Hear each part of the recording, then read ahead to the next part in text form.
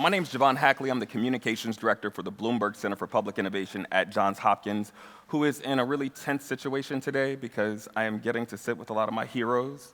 Terrence is so much of my hero, I've started to dress like him. Okay? But I'd like to introduce you to Tamika Williams, who is Deputy Director for the City of Memphis, and Ariel Roll-Polk, who are going to join me for a great conversation today. Tamika and Ariel, I want to say thank you for taking the time and inviting me to be the facilitator here for a conversation I know that's been going on for a while in Memphis.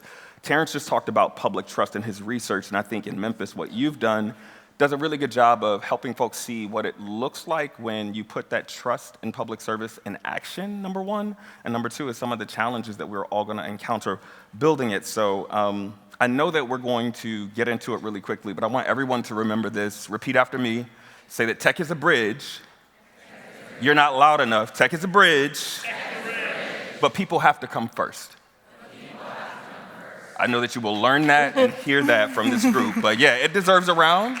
It deserves a round. All right, here's the tough part. Memphis has a challenge that a lot of cities, a lot of local governments face, and that is disengaged youth, to the tens of thousands, folks who are disconnected from school or from work. And the challenge is huge, and we're here at a tech conference. Can you tell us about the turning point when, Tamika, we'll start with you, where we realized that technology needed to be a part of the solution? Yeah, so in the City of Memphis, we created a program called Opportunity R3. The R stands for Rethinking, Rebuilding, and Rebranding. And so that program was designed to help those that were categorized as opportunity youth, 16 to 24 years old, not working, not in school, to reconnect to education opportunities, workforce, voter registration, and even expungements, because we knew sometimes young people had turned down the wrong pathway just because they didn't know what path to take. And so we knew ahead of time that, hey, we wanted to create this program, but I don't think we knew exactly how tech would play that role. And so we started the program. Tamika, can I pause you there? Yeah, so you're saying the program is not the tech? Yeah. Okay, so make sure I'm following. Yes, so the program came first, and that's normally what happens, right? And so we started this, and we were like, hey, let's just do it. And we found really soon that there were some issues that needed to be solved. We had paper applications, you had spreadsheets that were still being used, manual input, cold calls. Dealing with young people, a phone number would be working on Monday, and then Friday, it was disconnected. And so we knew soon that we needed tech, and we needed it fast. And what I will say is that this didn't come easy. We knew that there were going to be some uncertainties. Ariel and I, we talked a lot about the uncertainty of, would this replace people? Would this replace human connection? Could tech really bridge the language barriers we were having with young adults to complete applications and things of that nature? And we learned soon that tech was that answer. It didn't erase the human connection, it strengthened that connection. And I think having those open conversations led us to get to a place where we understood where tech had a place and what we were doing as traditional programming. Yeah, so Ariel, what's your take on that conversation? Yeah, lots of conversations, lots of sitting in the things with Tamika. Code for America's approach to local work is to help local governments think about how they reimagine service delivery, and thinking about that through centering the voices and the needs of residents. And so we look at the technology, we look at human-centered design, and we also think about deep, meaningful collaboration with place-based partnerships. And so that's the opportunity that we had. We were sitting with Tamika saying, what challenges do you have? What things might be areas of opportunity that you all feel ready to tackle? And that's when we revealed a very critical insight. Not only were opportunity youth or young people in Memphis experiencing disconnection at scale, but the organizations that were meant to be a system that provided the wraparound supports for them was also largely disconnected. And so Tamika and team had the idea about using technology to provide that connective tissue to connect the whole ecosystem of service providers to provide wraparound supports to young people that honored their dignity, like Amanda was talking about, and their true needs. So Ariel, we have to close the gap here. Yep. We've got two sides. So I'm feeling you on the principles, I'm feeling you on the mission, but can we talk about that tactical solution? So my understanding is that RiseKit was the digital hub and solution. Yeah. Can you tell us a little bit about it and why you think it might be meaningful for other areas of government or other places? Absolutely. And before we even go into the tech, I want to say that this was not our idea, right? We did a youth participatory action research project where young people were trained and compensated in partnership with Shelby County government. They all had lived experience with disconnection. They went out into community, they researched with their peers and among community, and the idea, the recommendation that they came up with many recommendations. Please check out the report on the website. It is so dope to see. But one of the ideas that they had is a one-stop digital shop. And I was like, now that's kind of operating in the same way that Tamika is needing it to operate, but that's just taking it regional wide. And so a tool, RiseKit, that is a digital hub that connects those employers, the local talent, public agencies, and community-based organizations in one streamlined ecosystem became an opportunity. It was something that was just going to make their service provision better, but then we had the opportunity to take it region-wide with Shelby County government in partnership with taking this so that young people across Memphis had the opportunity to plug in that way. So you talked about a lot there, and you said the words take and connect. They ignite thoughts of travel for me. But there's like a really important piece of travel that happened here because we had to connect, or in this instance, you had to connect with folks who may not trust government. Yeah. I think we're all a little bit afraid of just how far are the robots going, are they helpful or not? But can you tell us a little bit about, for the disengaged youth, how you bridge that gap, right, Yeah. between their distrust of traditional systems and this sort of collaborative solution, right, a program and a technology solution? Absolutely. I mean, Terrence said it. We listened first, and then we immediately moved to action, right? And we made sure that we were co-creating and co-designing with those folks that we were listening from. And so things like the YPAR project, we had so much fun doing it, we decided to run it back and do a participatory design project. So again, training and compensating local talent, building their capacity to create a platform, a tool that is actually relevant and resonating with young people.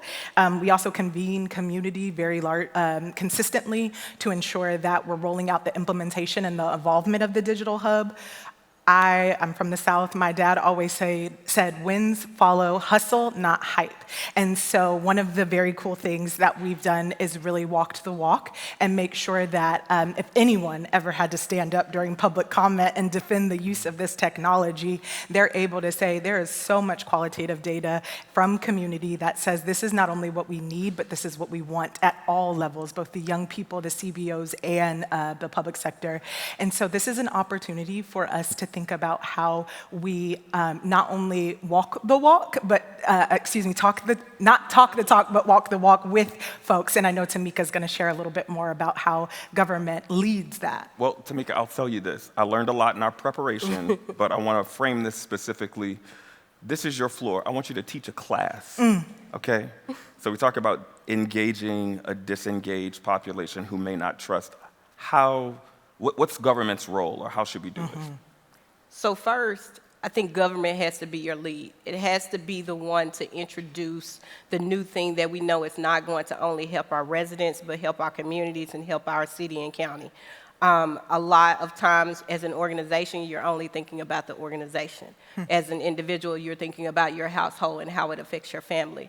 But as a government, you're thinking about everyone. And so having government step into that world of, hey, we're going to introduce tech, but we're also going to build that relationship is where you have to start. But for your first question about just the bridge, I would say, hey, if you want me to cross the bridge with you, you have to come with me. Okay. And so our participants learn that trust, because trust is the currency of local government, right? But that trust has to be earned. And we earn that trust by making sure that our participants were in our conversations. Code came and had a conversation with our participants without us. We also made sure they heard our frustrations. We heard theirs, just like Terrence said. It's not a one-way street. They have to hear our frustrations as well. Normally, as government, you push things out as a result, and they don't see the things that you've done behind the scenes. And when that happens, there's a disconnection in that tissue that says, hey, how did they get to this decision? We don't trust that. And so a part of that also was sharing our successes. Our participants shared our successes. We made sure that they understood when we were recognized, they were recognized as well because they went through this with us. And I also will say, like, just in Memphis, in Shelby County, we have a different type of government. I was going to say, you said Memphis and you said Shelby County. Now, I don't know if the people know. Memphis, Tennessee is in Shelby County, but we sit literally City of Memphis government on one side of the plaza, county government on the other side, and the two never come out for lunch. But now you have a inviting space with the Joint Office of Neighborhood Safety and Engagement where I'm the deputy director, but there's a very new, innovative way of bringing community into government. And so it can't just be government, it has to be a government plus community approach. And so what I will say is that in Memphis, Tennessee, Shelby County, we have 2 local governments, we have 2 mayors, we have 2 law enforcement agencies, we have 1 city council, 1 county commission, and a partridge in a pear tree. And so we have to navigate a new space of bringing tech into a world where 2 governments are now making sure that that tech is leading the way for not only Opportunity R3, but other programs to come. Wow. Y'all see why the coordination and collaboration is necessary? Yeah. Well, you talk about coordination and collaboration, but one thing that I'm inspired by when you start to talk about this, you talked about across the street, there's a proximity piece here, right? And I think some of the challenges is like, how do we get them and us, but this collective, like, how important is it to be close to, you know, those decision-making tables? Like, who's at that table? Tamika, you've lived this, right? So building trust, some people like to say, I think that Terrence's title of his research brief is like the thing, it's called Navigating Trust. I think we're moving it. But when you're trying to move that needle, can you tell us about what it's like to navigate those challenges and any examples that you think turn into lessons for us as we're all thinking about this intersection of technology, we want to do good, but this difference-making piece of trust. So, floor is yours there. Yeah, I would say deepening trust requires more than just goodwill and good intention. When communities have been left behind, when people feel like they haven't been heard for years and years in previous administrations, it leads them to this uncertainty of not trusting what's coming next. And that's for good reason. And I think building a bridge takes a lot of repair. I don't know if you all have that app on your phone where you build a bridge. Mine always falls down. I don't know why. But it's really hard to build a bridge.